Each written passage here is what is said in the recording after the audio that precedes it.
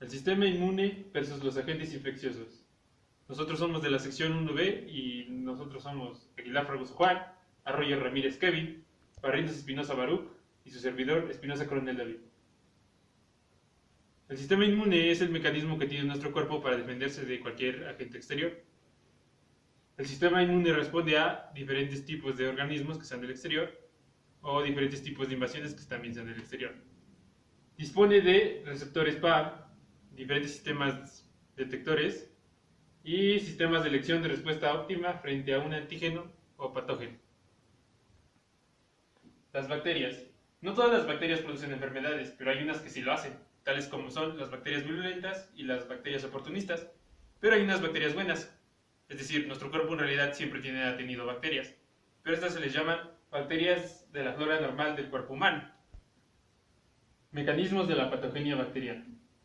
Las bacterias poseen características que les permiten permanecer en un solo lugar y evitar asimismo las diversas respuestas de defensa que posee el anfitrión contra ellas. Las bacterias producen generalmente el mayor síntoma de todos, que es la enfermedad, pero la enfermedad no es más que el resultado de daño o pérdida de función de un tejido o órgano o el desarrollo de una respuesta inflamatoria, es decir, que a veces nuestro propio sistema lo produce a través de una misma respuesta inmune. Colonización, adhesión e invasión. Las bacterias causan daño al huésped por dos mecanismos. Los principales son invasividad y toxicidad. La invasividad en la manera en que entran al cuerpo humano y la toxicidad en la manera en que ellos ya maduran y empiezan a hacer sus deformaciones. Colonización. Se le llama así al establecimiento del patógeno en los tejidos del huésped. Aquí tenemos una imagen que representa la flora natural del estómago, en donde se aparecen las bacterias que son beneficiosas, como la Lactobacillus y la Salvarius, y las bacterias perjudiciales, que son básicamente las estafilococos, etcétera, etcétera. Estas se establecen en el tejido y causan respuestas inflamatorias que perjudican y causan enfermedades, como ya se fue explicado anteriormente. La adhesión es la capacidad del patógeno de fijarse a una superficie con el fin de nutrirse y reproducirse.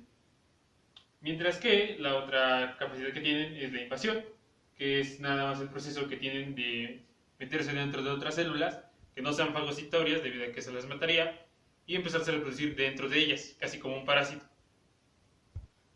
Acciones patógenas de las bacterias. La destrucción tisular. Los productos generados como consecuencia del crecimiento bacteriano dan lugar a la producción de ácidos, gases y sustancias tóxicas. ¿Se han preguntado qué pasa cuando te rascas un grano? Suena algo interesante, ¿no, profesora? Regularmente, cuando te rascas un grano, abres una ligera capa para que las bacterias se acomoden dentro de esos lugares, ya que a ellas les encanta la grasa. Es por eso que nuestro cuerpo desarrolla pus, como en este caso son casi estos tipos de imágenes. Mientras que las toxinas son los componentes bacterianos que dañan los tejidos. Su actividad se debe a la acción de diversas enzimas y ocasionan lisis celular. Las toxinas. Las toxinas tenemos dos tipos. Unas son las exotoxinas y las endotoxinas. Las exotoxinas son también producidas por las bacterias gram positivas y las bacterias gram negativas. Las exotoxinas atacan a distancia a las células del huésped y regularmente estas pueden ser producidas por las dos, como ya fue dicho, y pueden producir una o varias exotoxinas distintas, debido a que hay diversas, pero no voy a meter en temas más específicos. Las endotoxinas, por su parte, únicamente son producidas por las bacterias gram negativas y constituyen una señal de alarma para el organismo que indica infección y pone en marcha los sistemas de protección del anfitrión, o sea, además de malas tontas. Mecanismos de evasión de las defensas del organismo. Es decir, las bacterias también tienen sus mecanismos que pueden defenderlas de nuestro sistema inmune, debido a que ellas necesitan coexistir. Por lo tanto, han desarrollado estos tipos de defensas, como es la cápsula, la cual constituye uno de los factores de virulencia más importantes, ya que está formada por polisacáridos, los cuales son poco inmunógenos. El slime viene siendo la cápsula. Y después tenemos a la biopelícula, ya que se compone de material capsular, puede evitar la acción de los anticuerpos y el complemento sobre las bacterias que lo integran. Y por último tenemos la intracelularidad, basada en su virulencia en hacer fracasar el último paso de la fagocitosis. Esta es una acción antifagocitaria, lo cual lo veremos más adelante cómo es que el organismo combate estos tipos de evasión que tienen estas bacterias. Estas bacterias inhiben la función de los lisosomas con el fagosoma en el que han sido incluidas, evitando así su acidificación. Es decir, él huye del fagosoma, ese citoplasma del fagocito, en el que se multiplica.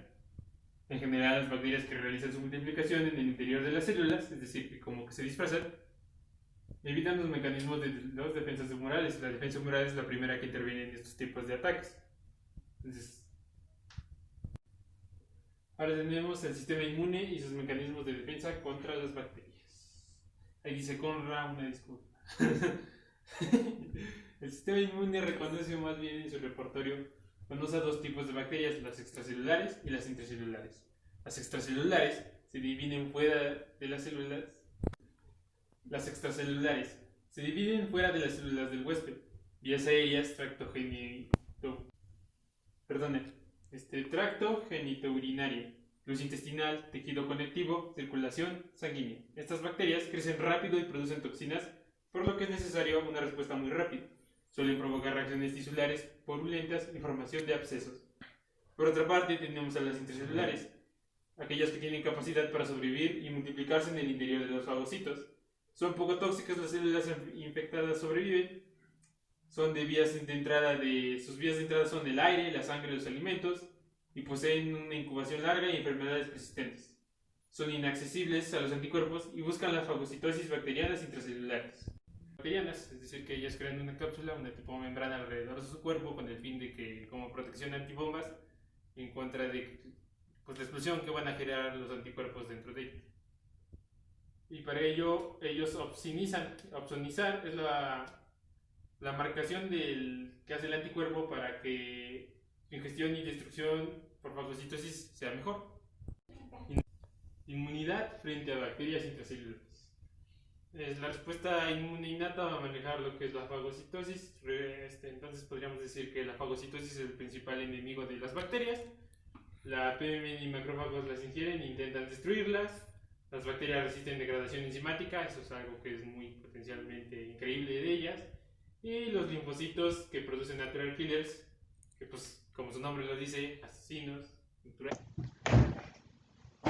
Mi nombre es Josué Vero Paredes Espinosa de la sección 1B y les voy a hablar de los virus. ¿Qué es un virus? Un virus es un agente infeccioso 100 veces más pequeño que una célula. Por eso solo puede observarse a través del microscopio electrónico. La palabra procede del latín virus, que significa toxina o veneno. Los virus están al límite de lo que podría considerarse un ser vivo, porque necesitan la célula de otro ser vivo para vivir. Puede ser la célula de un animal, una planta o una bacteria. Una vez dentro del organismo que sirve de huésped, el virus infecta sus células y se multiplica para sobrevivir. ¿Cómo entra un virus al cuerpo humano? La forma en que los diferentes tipos de virus se esparcen es muy variada, por vía aérea cuando respiramos, cuando los ingerimos con los alimentos, los que obtenemos directamente de nuestras madres, los que obtenemos por contacto sexual o los que se transmiten por picadores de insectos como los mosquitos. La piel presenta una barrera impenetrable para un virus porque está conformada por capas de células muertas, y los virus necesitan células vivas para poder reproducirse. Por lo tanto, a menos que la piel se rompa o sea picada, los virus han elegido tomar otras rutas de entrada al hospedero. Por ejemplo, atacando la barrera de mucosa celular que cubre el sistema respiratorio y reproductivo. Aún así, la barrera de mucosa es altamente efectiva y ayuda a eliminar a la mayoría de los virus que quedan atrapados en ella.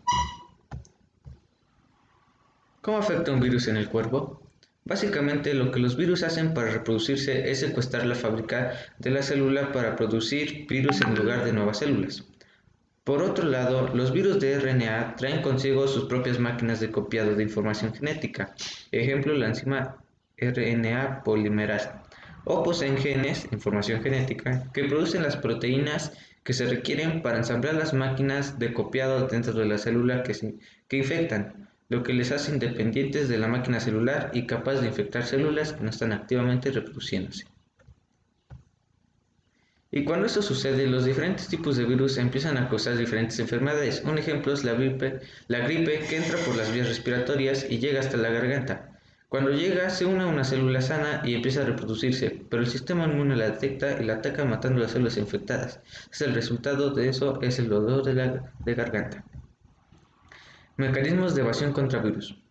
Inmunidad frente a los virus. Los virus son microorganismos intracelulares obligados que generalmente ingresan a las células susceptibles usando como receptores las moléculas normales de superficie celular. Por ejemplo, el virus de la inmunodeficiencia humana, VIH, se absorbe a la célula por medio de una glicoproteína de la envoltura viral, GP120, que se une al receptor CD4 de superficie. En este proceso también participan como correceptores otras moléculas de superficie celular. Los rinovirus, virus causantes del resfriado común, se unen a moléculas de adhesión intercelular, ICAM1, expresadas en las células de muchos tejidos como los del epitelio respiratorio. Cuando el virus está dentro de la célula huésped, causa la lesión celular por diferentes mecanismos. La replicación viral puede interferir con la síntesis proteica celular y provocar de la muerte de la célula por lisis, liberando muchas partículas virales nuevas, virus citolíticos. Inmunidad innata. En primer lugar, la infección viral estimula la producción por parte de las células infectadas, el IFN1 tipo 1, que comprende dos grupos serológicamente distintos, el alfa y el beta. El IFN tipo 1 tiene muchas acciones biológicas. En principio, inhibe la replicación viral estimulando la síntesis de enzimas celulares que interfieren con la replicación del ácido ribonucleico, ARN, o desoxirribonucleico, ADN viral. Su acción antiviral también se ejercita sobre las células vecinas no infectadas, que quedan así protegidas de la infección. Además, el INF tipo 1 inhibe la proliferación celular por inducción de las mismas enzimas mencionadas anteriormente y de otras que actúan inhibiendo la síntesis de aminoácidos. También aumenta el potencial lítico de las células natural killer, cuya función principal es matar las células infectadas por virus. Por último, modula la expresión de las moléculas MHC, aumentando la expresión de las moléculas MHC clase 1 e inhibiendo las de clase 2. Así mejora la eficiencia de los linfocitos T citolíticos, que reconocen antígenos extraños asociados a moléculas MHC de clase 1.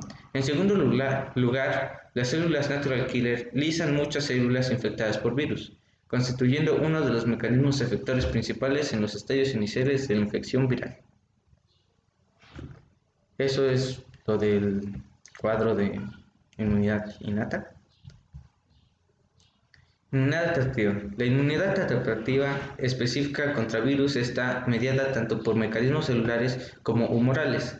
En las etapas iniciales de la infección, los anticuerpos específicos antivirales son muy importantes.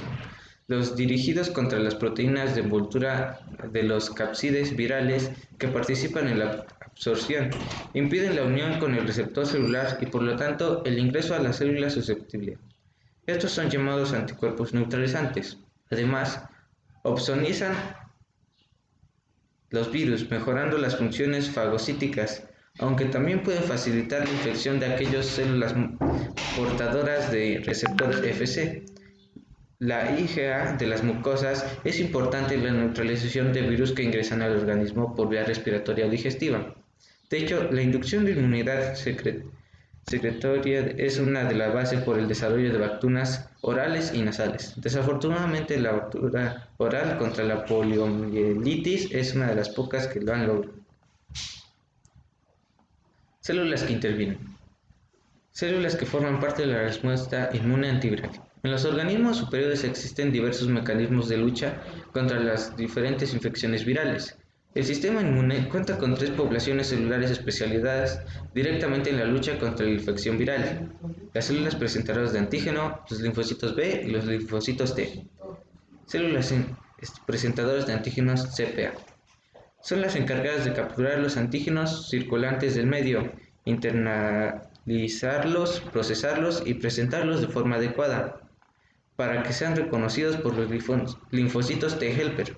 Entre ellos están los monocitos circulantes y los macrófagos, las células dendríticas, células Langerhans, células Kupffer, etc.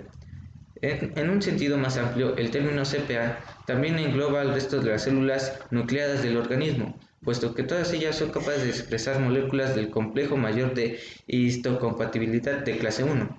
Y, en caso de ser infectados por un virus, son capaces de incorporar a ellas péptidos derivados de sus proteínas para presentar el conjunto al sistema inmune. De y de este determine si estas células deben o no ser eliminadas.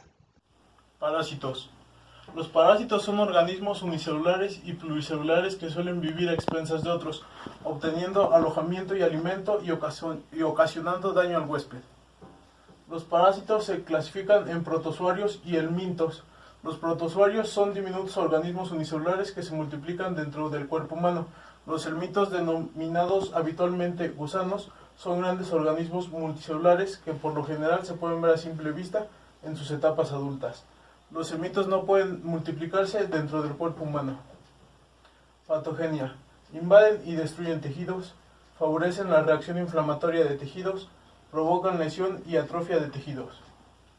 Los mecanismos de evasión dependen de la capacidad de los parásitos para destruir tejido inmune, inactivar enzimáticamente los anticuerpos, resistir los mecanismos llevados a cabo en la fagocitosis, como la acción enzimática, y la de formas dependientes de oxígeno, y finalmente la inmunogenicidad alterada del parásito, con la cual el sistema inmune se muestra incapaz de reconocer. Respuesta inmunológica. Celular. Es la medida por anticuerpos y complemento que se lleva a cabo acción lítica de bloqueo y citotoxina y opsonización. Humoral. Mediada por células y citocinas, se lleva a cabo fagocitosis, oxidación y citotoxicidad. Saludos, soy Kevin y yo seré quien les explique cómo nuestro sistema inmune actúa en contra de los hongos. Los hongos son organismos fácilmente adaptables que se reproducen por esporas, que tienen la capacidad de desarrollarse en casi cualquier medio, incluidos la piel y tejidos de distintas especies. Estos organismos cuentan con una gran diversidad, pues existen más de 100.000 especies, pero solo alrededor de 700 representan un peligro para los seres humanos. Las enfermedades que producen se llaman micosis, y son generalmente cutáneas. Las dos micosis más comunes son superficiales, que afectan a los tejidos queratinizados como la capa córnea de la piel, el cabello y las uñas, así como las mucosas, como lo son las provocadas por los dermatofitos. También están las profundas, en las que se forman neumicetomas, como las que produce el hongo Madurella mycetomatis. Suelen ser crónicas y deformantes e incluso ameritar amputación. Nuestro sistema inmune responde a través del uso de anticuerpos como IgG y células T sensibilizadas. Esto se logra cuando los hongos son reconocidos por células como las dendríticas y macrófagos, que unen componentes de las paredes fúngicas gracias a los receptores reconocedores de patrones expresados en la superficie de las células. Tras el reconocimiento se iniciará la fagocitosis, lo cual contribuirá al desarrollo de respuestas inmunes adaptativas. Además, se sabe que las células TCD4 que producen TH1 o TH17 son los mayores protectores frente a las infecciones fúngicas, ya que ayudan a las células innatas efectoras para una correcta destrucción. Sin embargo, los hongos también cuentan con sus propias habilidades, pues algunos son capaces de activar moléculas como proteasas, fosfolipasas y lipasas para evitar ser fagocitados, e incluso pueden resistir la lisis del sistema complemento, logrando así evadir al sistema inmune.